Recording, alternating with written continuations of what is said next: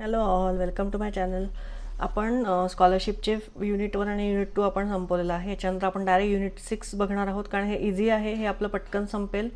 मग थोडंसं आपण फ्रॅक्शन थोडंसं अवघड आहे, मग ते बघणार आहोत आणि मग बाकीचे युनिट बघणार आहोत. ठीक आहे, तर आज युनिट 6मधला पहिला लेसन आपण करणार आहोत, angles and types of angles. तर इथल्या ह्या अँगल्सबद्दल जे काही इन्फॉर्मेशन आहे ते मी 5th स्टँडर्डच्या प्लेलिस्टमध्ये टाकलेला आहे. जो 5th स्टँडर्डमध्ये तुमचा लेसन आहे अँगल्स, त्याच्यामध्ये मिळेल. आपण डायरेक्ट आता एक्सरसाइज 27 आपण सॉल्व करायला घेणार आहोत. चला बघा, पहिला फर्स्ट क्वेश्चन काय आहे. Which type of angle is form between the hour hand and minute hand at 4 o'clock. म्हणजे 4 वाजता कुठला अँगल तयार होतो. आता इथे आपण काढून बघूयात. एक सर्कल ड्रॉ करू. ठीक आहे, तर 4 o'clock इथे किती असतं, इथे 12, 3, 6 आणि 9, म्हणजे इथे 4 असेल, बरोबर.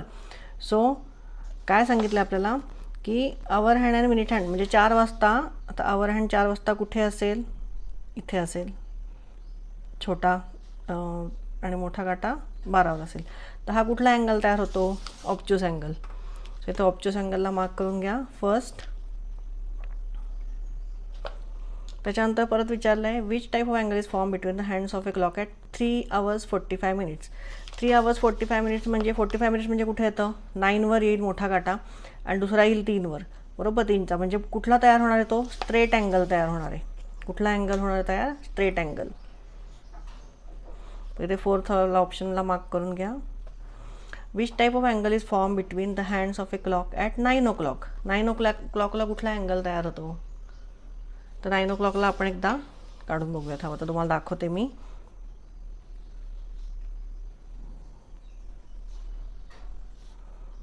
इथे बघा, इथे 12 असणार आहे, इथे 3, इथे 6 आणि इथे 9.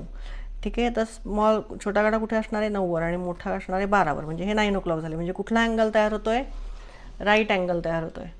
ठीक आहे, राईट अँगलचा ऑप्शन इथे कुठे आहे, सेकंड ऑप्शन आहे, तो मार्क करून घ्या.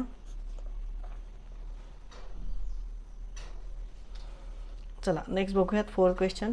Which of the following figures is an obtuse angle. आता याच्यामध्ये ऑब्च्युस अँगल कुठला ओळखायचा आहे. तर इथे बघा, हा ॲक्यूट आहे, हा राईट आहे, हा पण ॲक्यूट आहे. ऑब्च्युस कुठला आहे, थर्ड ऑप्शन. ऑब्च्युस म्हणजे काय, 90 डिग्रीपेक्षा मोठा angle. Okay, which type of angle is form between the 2 adjacent fingers other than thumb of an expanded hand.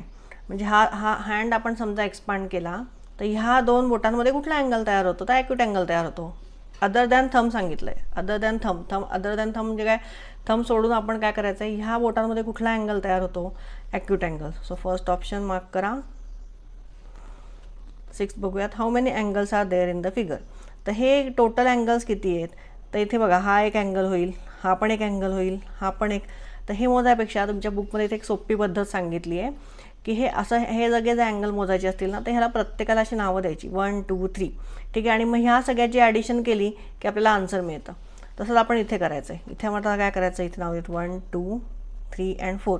मग ह्याची ॲडिशन काय होईल, 4 + 3 is 7, 7 + 2 is 9, 9 + 1 is 10. So answer काय आलेला आहे, 10. सो फर्स्ट ऑप्शन मार्क करा. ओके, नेक्स्ट बघूयात 7th question. How many angles are there in the figure. परत आपण इथे मार्क करून घेऊ, 1 2 3 4 5. आता या सगळ्याची ॲडिशन 5. आता पहिले किती आलं होतं, 4 पर्यंत 10 आलं होतं. 10 + 5 किती झालं, 15. सो 15. सेकंड ऑप्शन मार्क करून घ्या. ह्या सगळ्याची ॲडिशन म्हणजे ह्याचा आन्सर, या अँगल्स किती अँगल्स आहेत ते कळतं. चला नेक्स्ट बघू. What type of angle is made between the hands of a clock Wien the hour hand is between 6 and 7 and the minute hand is on 5. कुठला अँगल तयार होतो, आपण काढून बघूयात. 8th question.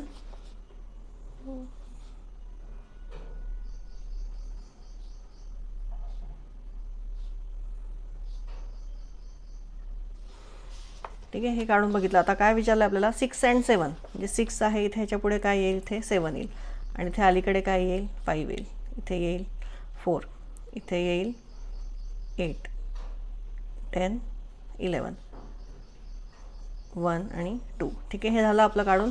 काय विचारलं आहे, hour hand Wien hour hand is between 6 and 7 and minute hand is on 5.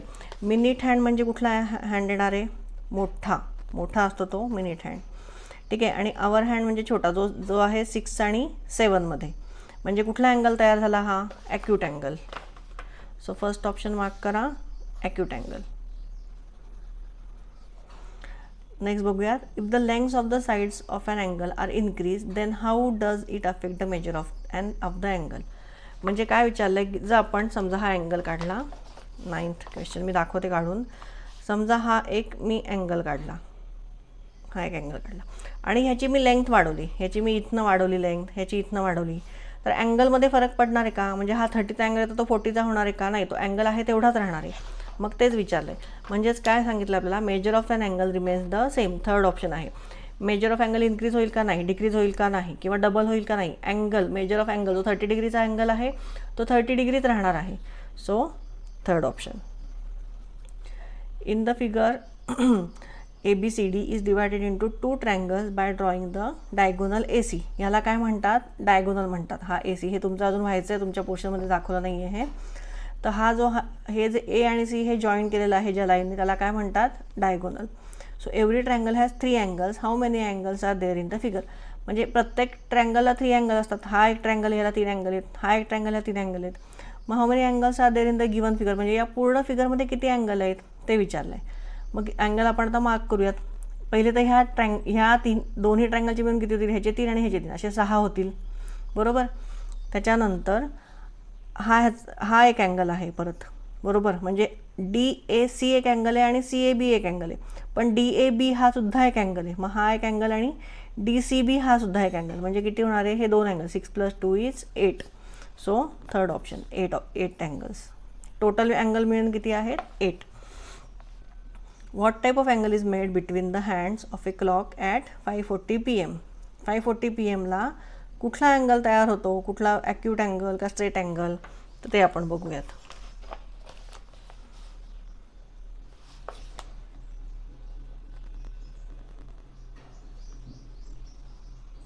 Twelve, 3, 6, 9 इथे येणार आहे 5, इथे येणार आहे 7, इथे येणार आहे 8. आता 540 म्हणजे काय होणार आहे? हा छोटा काटा 5 वर आहे, थोडासा 5च्या पुढे असेल आणि 540 इथे. म्हणजे कुठला अँगल तयार होतोय? हा कुठला अँगल तयार होतोय? बघा, ही स्ट्रेट लाईन जाते आणि ही स्ट्रेट लाईन अशी. म्हणजे कुठला अँगल तयार होतोय? 90 डिग्री. सो इथे म्हणजे कुठला 90 डिग्री म्हणजे काय? Right angle. So fourth option mark करून घ्या इथे. ठीक आहे. इथे आपला एक्सरसाइज 27 संपलेला आहे. तुम्हाला कळलं नसेल तर परत व्हिडिओ एकदा मागे करा, परत नीट बघा काय काय सांगितलं आहे ते. आणि हे जर तुम्हाला कळलं नसेल हा क्वेश्चन तर परत एकदा सांगते. ह्या दोन्ही ट्रायंगलचे मिळून अँगल होतात, 6 अँगल होतात. तर ह्याचा हा अँगल वेगळा आहे, DAC आणि CAB. आणि मग एक मोठा या क्वाड्रिलॅटरलचा अँगल मिळून हा एक अँगल होतो. म्हणून हे 2 अँगल ॲड केले. म्हणजे हे 6 अँगल प्लस हे 2 अँगल्स ॲड केले. म्हणजे आपले किती झाले अँगल्स? 8. ठीक आहे. तुम्हाला माझा व्हिडिओ आवडला असेल तर नक्की लाईक आणि सबस्क्राईब करा. थँक्यू.